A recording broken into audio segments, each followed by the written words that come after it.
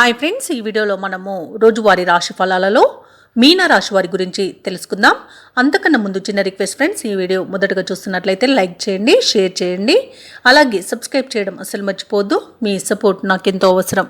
ఇక మీన రాశి వారికి ఈరోజు చూసుకున్నట్లయితే చేపట్టిన పనులలో శ్రమ అనేది పెరుగుతుంది. ఆర్థిక పరంగా సమస్యలు తప్పకపోవచ్చు. ఇక ఎవరైతే దూర ప్రయాణాలు చేస్తున్నారో ఆ ప్రయాణాలలో వాహన ప్రమాద సూచనలు అయితే కనిపిస్తున్నాయి కాబట్టి జాగ్రత్త వహించడం అనేది చెప్పుకోదగ్గ సూచన. ఇక దైవ చింతన కలుగుతుంది. దేవాలయాలను సందర్శిస్తారు. దేవాలయాలను సందర్శించినప్పుడు మీరు ముఖ్యంగా గుర్తుంచుకోవాల్సింది మీ ఇష్టదైవం యొక్క ఆరాధన అనేది మీకు మంచి చేస్తుంది కాబట్టి తప్పకుండా దిశగా ప్రయత్నించండి. ఇక ఈరోజు మీనరాశి వారు ఆరోగ్య విషయంలో శ్రద్ధ వహించడం చెప్పుకోదగ్గ సూచన.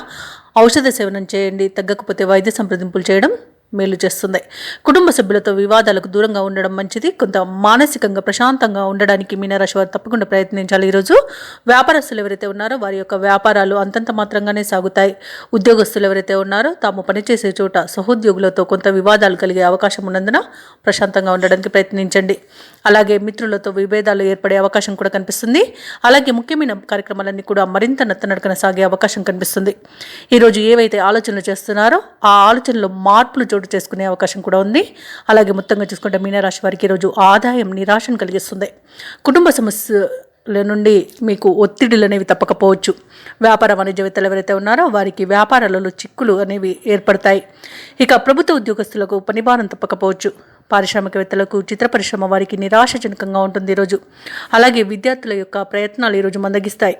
అలాగే మహిళలకి కుటుంబంలో చికాకులు ఏర్పడే అవకాశం కనిపిస్తుంది. ఇక మీనరాశి వారికి ఈరోజు అదృష్ట రంగు లేత నీలం,